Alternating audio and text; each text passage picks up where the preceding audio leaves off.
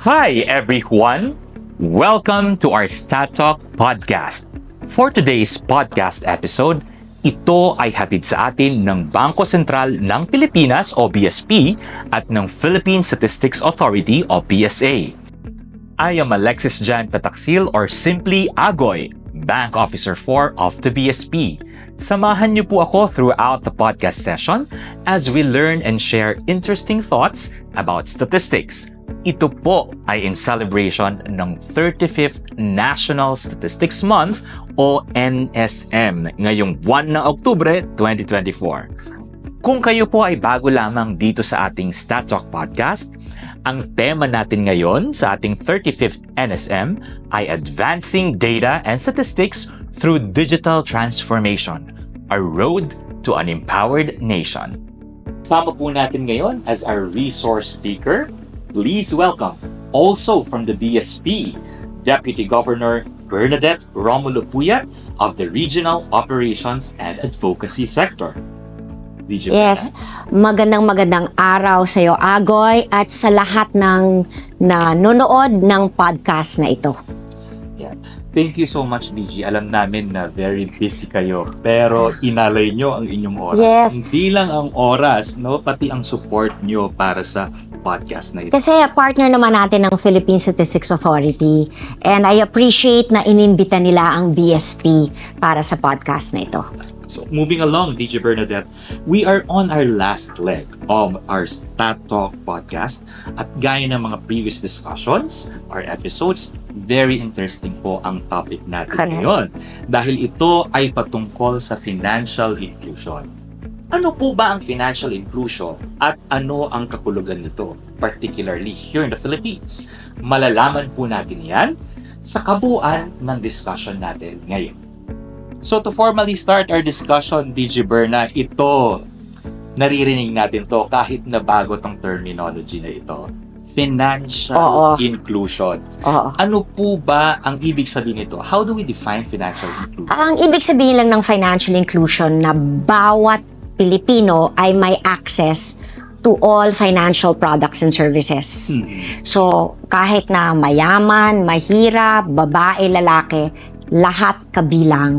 So, ibig sabihin nito, may access sila sa savings, pwede silang mangutang at affordable rates, pwede silang mag-insure. So, lahat kabilang at may access sa financial services. Kung titingnan mo yung BSP Financial Inclusion Survey, noong 2019, ang financially included lang ay 29%. Tumaas ito noong 2021 sa 56% na individuals na financially included. When you say financially included, hindi lang ito mga bank accounts. Kasama dito e-wallet at kasama din kunyari may account sila sa mga microfinance institutions. Now, pag household, mga more than 70% na ang financially included, but those are households. So, hinihintay pa natin yung individuals sa next na survey natin. DJ Berna, ano po ba yung kaibahan ng financial inclusion sa tinatawag nating inclusivity? Financial inclusion, pero yung ibig sabihin lahat may account. Ganon. I guess what you mean is inclusivity na may pinipili ba? Parang pareho lang siya kasi gusto naman natin lahat ay financially included. Pero may kaibahan rin ng financial inclusion at financial health. Kasi pwedeng may account ka, pero anong nangyayari sa account mo? In fact, di ba si Queen Maxima of the Netherlands, bumisita dito sa Pilipinas, nag-host ang BSP last May. Ang gusto niya ngayon ay financial health. So, ibig sabihin, meron tayong tinatawag na one day, rainy day, and every day. Every day pala yung una. Every day. Kunyari, may panggastos ka ba sa pang-araw-araw, pang grocery, etc. Or may, kunyari, panggasolina. Rainy day, like nagka-typhoon ka rin biglang maraming nasira yung bahay.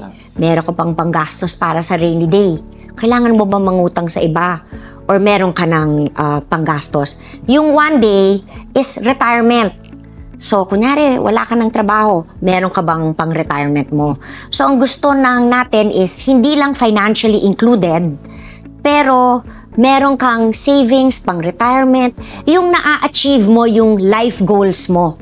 I think that's, mas simple tayo naman ang life goals natin is to be able to mapaaral natin mga anak natin. Number 1, to save up for a home. Gusto natin, may bahay tayo. Meron tayong puhunan para sa business. At gusto natin, kung may emergency, meron tayong panggastos na di na tayong mag-uutang. At for our old age, meron tayo pang retirement. Yun. Doon pa lang, DJ Berna, napakarami na ng Correct. nyo, no? Correct. Pero sa tingin nyo, sa kabuuan, ano kaya ang importance? Ano ang kahalagahan ng financial inclusion, lalo na sa bawat Pilipino? Oo, kasi gusto nga natin ma-achieve na nila yung kanilang life goals. Or for example, kung may rainy day, meron silang naipon na just in case may emergency. Ganon, nung hindi na kailangan saan papupunta para lang matugunan nila yung mga may pang-emergency. So, meron yun ng one day, every day, rainy day, and one day. So, yun gusto nila natin, financially resilient. Tama. Ang bawat Pilipino. Ibig sabihin, hindi lang siya for survival. Hindi no? lang. They can thrive dito sa mga ganito, lalo na sa atin, sa Pilipinas, napakarami ng kalamidad. Correct. Napakarami ng mga pagsubok. Palagi na lang, sanay na tayo Pero yun na nga, nakakaawa yung mga tao na hindi naman natin alam kung matatamaan tayo. Or kung hindi lang calamity, minsan may health emergency. So, nangyayari yan sa bawat tao. Tama po. So, ngayon na define natin kung ano ang financial inclusion, nabanggit na rin natin yung kahalagahan nito sa bawat Pilipino, sa ating bansa. Ngayon po, napakaraming, sigurado po ako napakarami nyo nang napuntahan sa Pilipinas, no? Napakarami ring mga policies kayong nakita na patungkol or related sa financial inclusion. Tingin nyo po, ano po ang benefits ng promotion of financial inclusion sa buong bansa, at ano rin po yung mga hindrances na na-experience? Yung importante dito talaga is the whole of government approach. Hindi lang BSP ang gumagalaw, kaakibat natin ang Philippine Statistics Authority, ang national government, DILG, lahat buong or DICT. So, kailangan talaga may enabling environment na bawat government agency ay tumutulong para maging financially included, magka-account ang bawat Pilipino. Like, kunyari, nakita nyo may mga, nung nagkaroon tayo ng survey, bakit wala silang account? Well, number 1 is wala silang pera. That's the number 1. Pero number 2, ang sinabi nila is wala daw silang documents, gaya ng national ID. Kaya we are very happy with the Philippine Statistics Authority na meron tayong national ID. Kasi yun pa lang, yun na yung KYC nila, makakapag-open na sila ng account. So, yun. So, we really need the help of the Philippine Statistics Authority. Tapos, meron din tayong mga programa like the Paleng QR PH Plus, where we are promoting cashless payments sa lahat ng mga palengke at sa mga satoda. And, kapartner naman natin dito ang DILG. Kasi pwede nilang sinabihan nila mga LGU na i-promote ito. So, sa lahat ng palengke, pinupromote natin ng cashless payments. Kasama rin natin ng private sector. Meron tayong account opening day. Tinuturuan sila na para yung kailangan magko-coach paano makapagbukas ng account. Meron tayong mga financial literacy, FinEd programs. Kasi kahit na pinupromote natin ang cashless, maraming natatakot. Naku, baka ma-scam ako, baka... So, may mga FinEd tayo, ini-explain natin na bakit maganda ang cashless. At meron din tayo how to avoid yung mga scams, yung phishing, yung vishing. At kunyari, saan sila pwedeng pumunta kung may reklamo sila?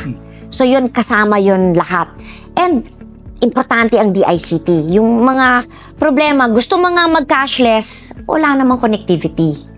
So, we really have to work with the whole government para ma-achieve natin itong financial inclusion.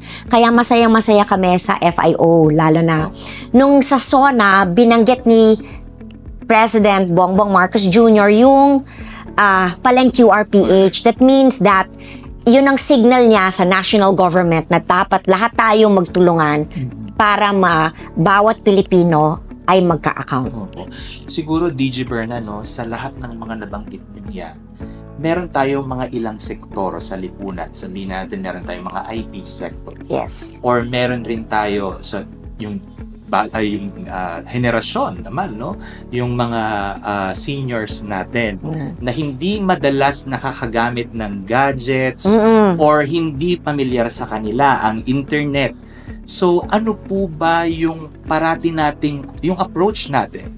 Kung paano natin sila mahimok na makasali dito sa... Oo nga, yun na nga eh. Minsan nga, even my parents my dad just turned 91. Yes, Pero, up to now, yung kanyang telepono, ano pa rin, hindi smartphone, yung pero nagta-text na siya. Pero sabi nga niya, gusto din daw niya mag-cashless payments, kailangan lang daw may magturo sa kanya.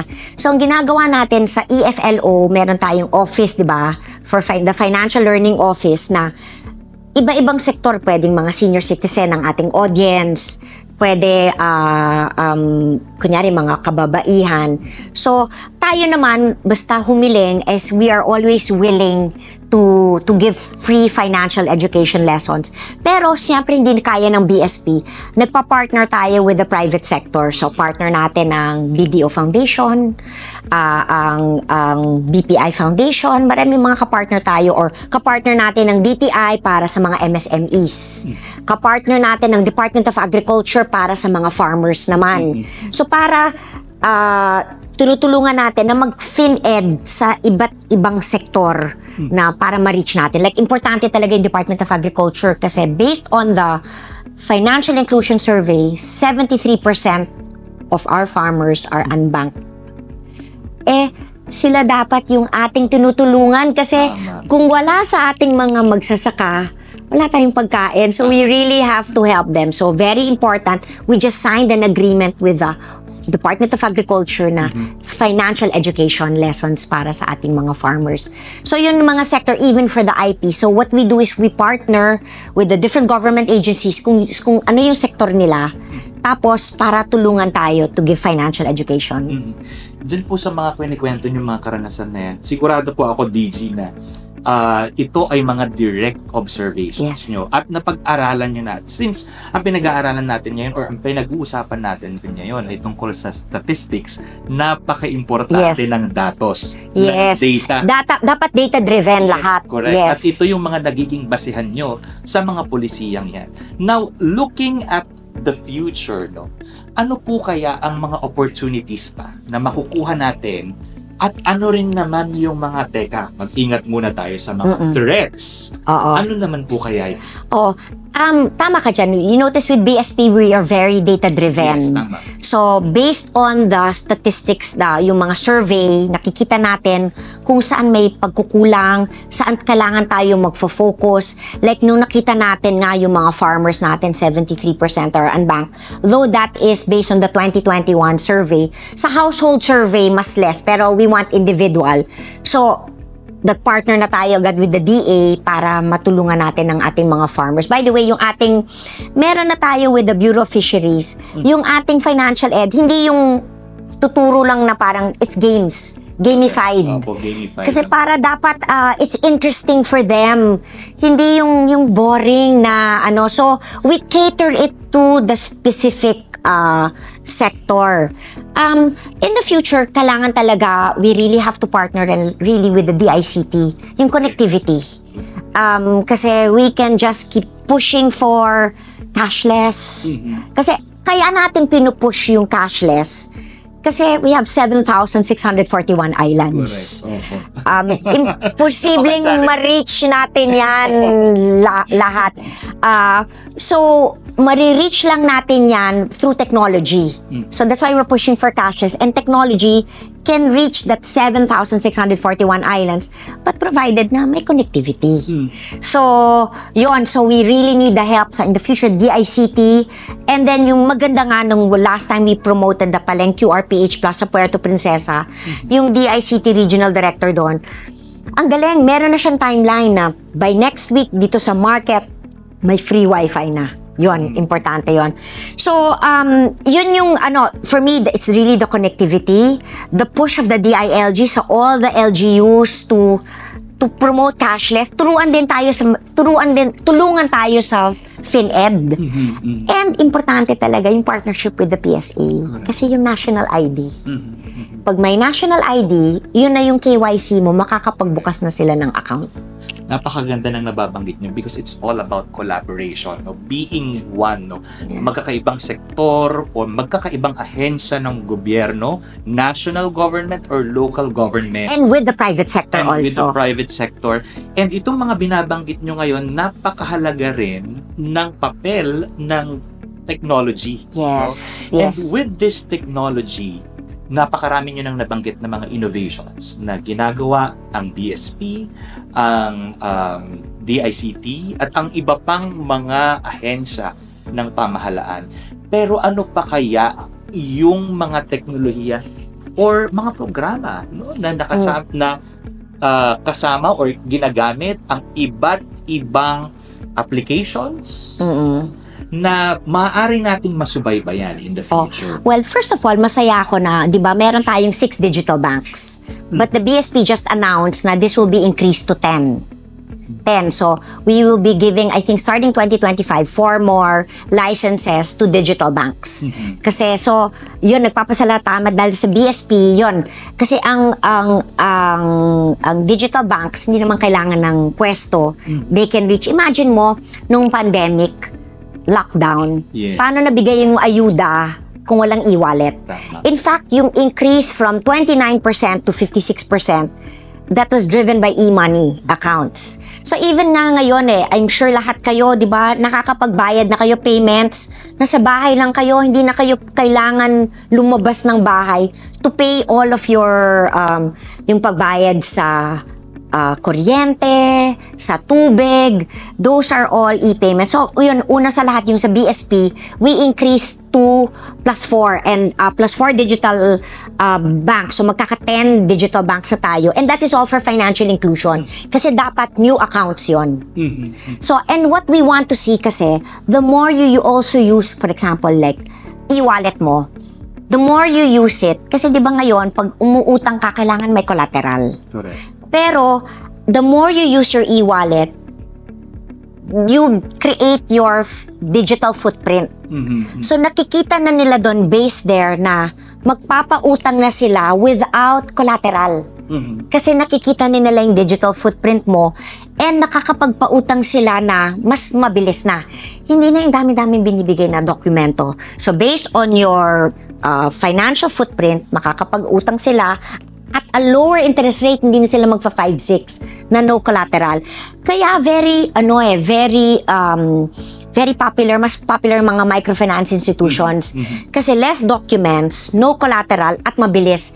Di ba pag may emergency tayo, gusto naman natin yung access, yung mabilis. So yon, we see kaya nag-increase, magpapasalamat tayo sa Monetary Board na nag-increase sila na number of digital banks para mas marami ang mga account. And I hope that these digital banks will really look for new ways na to iinganyo nila, mainganyo nila ang ating mga kababayan na mag-open an account. By the way, meron tayo, it's not necessarily for e-money, but meron tayo tinatawag na basic deposit account. Ang ganda-ganda ng basic deposit account kasi when I was with the Department of Agriculture, lagi ko tinatanong, bakit wala kayong account? Number one, ma'am, wala kaming panglagay. Tapos, may maintenance fee, may dormancy fee. Ang basic deposit account, kahit na ID galing sa LGU, pwede ka na magbukas ng account, minimum of 100 pesos. Walang dormancy fee, walang maintenance fee. Matagal na itong circular ng BSP, pero kailangan natin mapalaman sa lahat ng tao na more than 150 banks are already offering this basic deposit account. So, madali, di ba may account ka na with that. And some banks pa, with the basic deposit account, they even give interest na. So, yun, may savings na sila nun. But I'd like to think na marami rin may alam about the cash agents. May cash agents tayo, like I visited last May, Talim Island, that's off Binangonan, Rizal. That's about 45 minutes na boat ride. Pero dahil may mga cash agents na sila doon, it's because of a circular of BSP, hindi na sila kailangan lumuwas pa sa binangonan. They can do their basic financial services sa cash agent. So, Ano po nila ginagawa? ang banks ngayon, pinapayagan ng BSP na kumuha ng third party na sari-sari store, Okay. pawn shop, mga 7-Eleven. They can do basic financial services. So, nung nakausap ko yung cash agent, sabi niya, dati daw, before the pandemic, luluwas pa raw sila. So, 45 minutes, may bayad daw 50 pesos, going and back. So, 100 pesos yon. Tapos, magta-tricycle pa daw sila. Papunta ng bangko. Magmimerienda pa daw sila. So, yun pa lang, ubos na yung oras mo. And syempre, yung time. Tapos, pag signal number 1 daw, hindi na daw sila makaluwas. But with this cash agents, because of the circular of BSP, hindi na nila kailangan pumunta sa main island. They can do their basic bank services sa sari-sari store.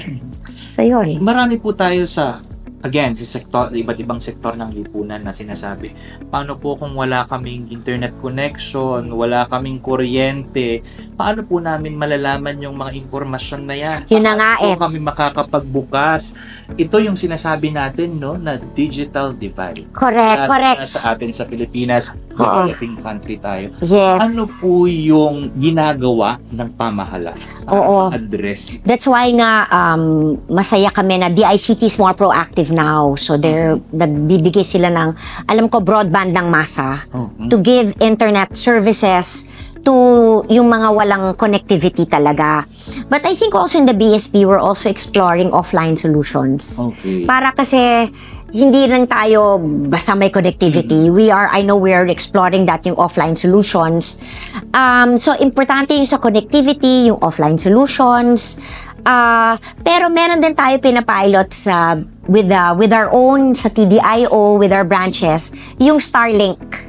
Ano naman? Yung Starlink kasi 'di ba, syempre of course we rely on DICT. Gusto natin mag-pilot sa Luzon, Visayas, and Mindanao. Meron tayong satellite kasi may executive order na may satellite na we will be having satellite dishes para to see how we can help yung mga walang connectivity para may internet connection. But ipapilot pa lang natin yan. Hopefully, the last quarter of this year.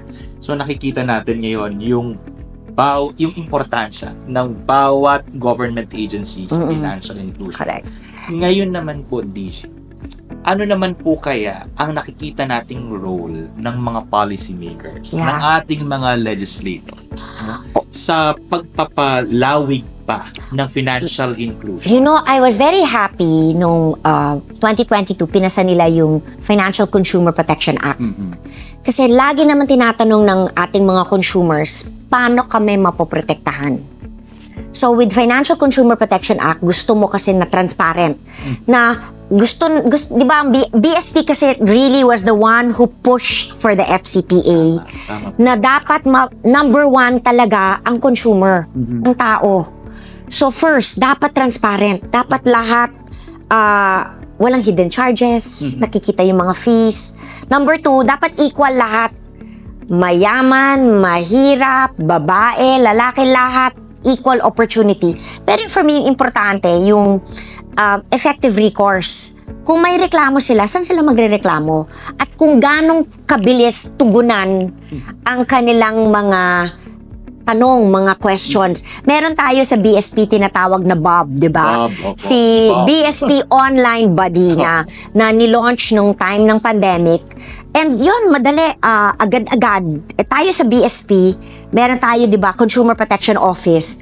Agad-agad yan. Within agad pag nagreklamo na, automatic yan, natutugunan na natin yung mga kanilang kung may mga questions sila, kung may reklamo sila about a financial service.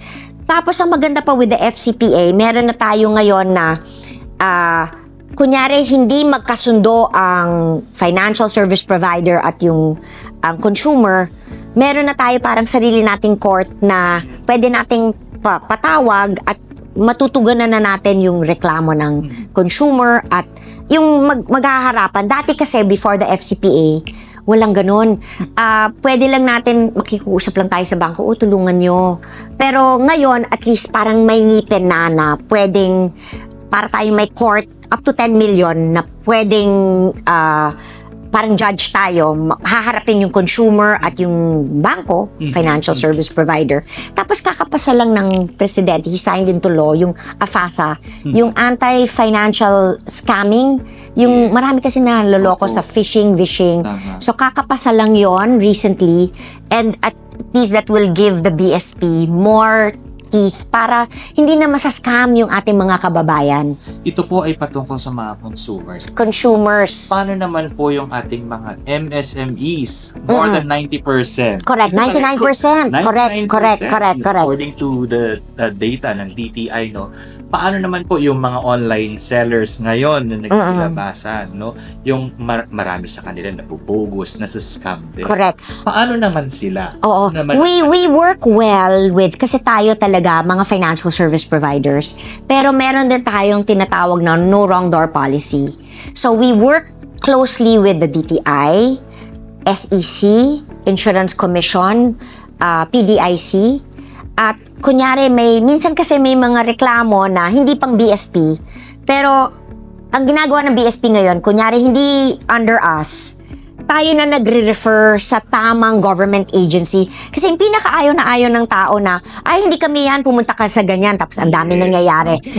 We are doing that informally already, but we hope to formalize that, na yung no wrong door policy. So kung meron pumunta sa BSP, may reklamo about the online seller, minsan pag DTI yan, kami na ang didiretso sa DTI, and para matulungan nila yung mga masasagot po ba yun? Masasagot ba? Oo. Kung hindi masagot ni Bob, at least yung may may matutulungan natin na if it's a DTI concern,